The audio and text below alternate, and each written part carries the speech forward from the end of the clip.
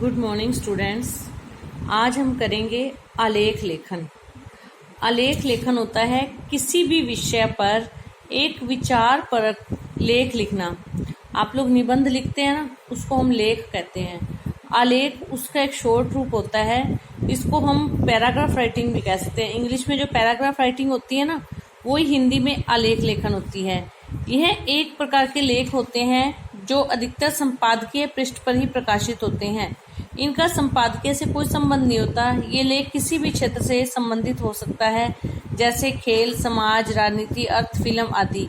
इनमें सूचनाओं का होना अनिवार्य है। अब ये जो है ना, कहते कि जो आलेख है वो किसी भी विषय पर हो सकते हैं। समाज से संबंधित, राजनीति से संबंधित, फिल्मों से संबंधित, किसी भी खेलों से संबंधित, हर कोई भी इसका विषय हो सकता है, लेकिन उस विषय पर विचार परक निबंध लिखा जाएगा। मतलब विचार आधारित जो निबंध होगा। आलेख के मुख्य अंग इस प्रकार हैं: भूमिका, विषय का प्रतिपादन, तुलनात्मक चर्चा व निष्कर्ष। सर्वप्रथम इसमें क्या है, पॉइंट्स नहीं होते, लेकिन आप लोगों को अपने माइंड में क्या करना है, ये चीज ध्यान रखनी है। भूमिका, विषय का प्रतिपादन, तुलनात्मक चर्चा व निष्कर्ष। सबसे पहले आपको जो टॉपिक दिया गया है उस टॉपिक से रिलेटेड आपने भूमिका लिखनी है। जैसे मान लो आपको आलेख दिया है महंगाई, तो पहले आप भूमिका लिखोगे। आजकल जो है घर में जितने लोग होते हैं उतने ही लोग काम कर रहे हैं, नौकरी करने के लिए जाते हैं, फिर भी जो घर चलाना मुश्किल हो गया। तो इस तरह से पहले भूमिका लिखोगे। भूमिका लिखने के बाद में फिर अपना जो टॉपिक है महंगाई, उसके बारे में बताओगे कि महंगाई क्या है और इसका किस तरह से ये आज एक समस्या बनी हुई है।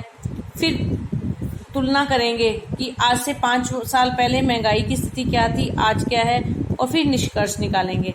इसमें आपने ये पॉइंट्स लिखना, भूमिका, विषय का, ये सिर्फ क्लू हैं। जो भी टॉपिक आपको मिले उसको आपने इन चारों में बांट लेना है। फिर चारों पे आप 5-5, 6-6 लाइनें लिख दीजिए, आपका पैराग्राफ रेडी हो गया। 5-4 लाइन की भूमिका लिखिए, 5-6 लाइन का अपना टॉपिक को डिटेल में कीजिए, फिर उसकी तुलना कीजिए, कंपैरिजन कीजिए, फिर निष्कर्ष निकालिए, आपका आलेख तैयार हो गया। लेख, इसमें कुछ बातें आपको ध्यान रखनी पड़ती हैं। लेख लिखने से पहले विषय का चिंतन मनन करके विषय वस्तु का विश्लेषण करना चाहिए। आपको ना जो टॉपिक दिया गया है, जो विषय वस्तु दी गई है, उसको अच्छे तरीके से पहले पढ़कर समझना है। विषय से संबंधित आंकड़ों में उदाहरणों का उपयुक्त संग्रह करना चाहिए। जो टॉपिक आप प्रस्तुत कर रहे हैं उसमें कहीं कोई डाटा आना है, कोई आंकड़े आने हैं, कोई संख्या आनी है, तो उसका बिल्कुल एग्जैक्ट सही आपको पता होना चाहिए। लेख में श्रृंखलाबद्धता होना जरूरी है। इसमें श्रृंखलाबद्धता मतलब जो इसकी सीरीज चल रही है ना, वो सही तरीके से होनी चाहिए। ये नहीं आप कहीं पे तो कुछ वर्णन कर रहे हैं और कहीं पे आप कोई लाइन ले आए, तो वो आपस में लिंक नहीं बनेगा, तो वो कभी भी सही नहीं लगेगा। लेख की भाषा सरल होनी चाहिए, बोधगम्य, रोचक होनी चाहिए, और ज़्यादा बड़े बड़े वाक्य नहीं होने चाहिए। लेख की प्रस्तावना में समापन में रोचकता होनी जरूरी है। इंटरेस्ट बना हुआ होना चाहिए। स्टार्टिंग ऐसी हो, एंड इसका ऐसा हो।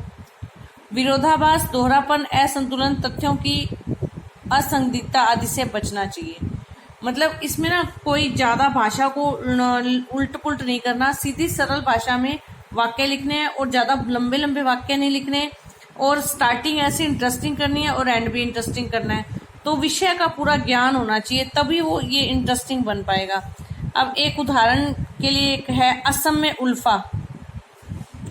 असम में उल्फा जो है वो एक प्रॉब्लम का कारण बने हुए हैं, तो उनके बारे में अब पहले थोड़ा माइंड में भूमिका तैयार करेंगे। असम जो है पूर्वोत्तर में शांति, भारत के पूर्वोत्तर राज्यों के सबसे बड़े मजबूत अलगाववादी संगठन उल्फा यानी United liberation front of Assam यानी उल्फा अभी कमजोर नहीं है।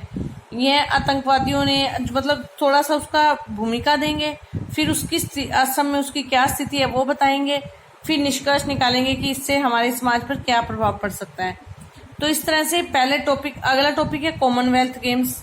कॉमनवेल्थ गेम्स के बारे में पहले भूमिका बताएंगे थोड़ी सी, फिर उसके बाद में कहाँ पे कैसे ये कॉमनवेल्थ गेम्स हो रहे हैं, क्या इसका सिस्टम है, फिर आप उसके बारे में बताएंगे। कॉमनवेल्थ गेम्स में कौन कौन से देश भाग लेते हैं, कैसे इसका संचालन होता है, तो ये सारी चीज़ें लिखेंगे।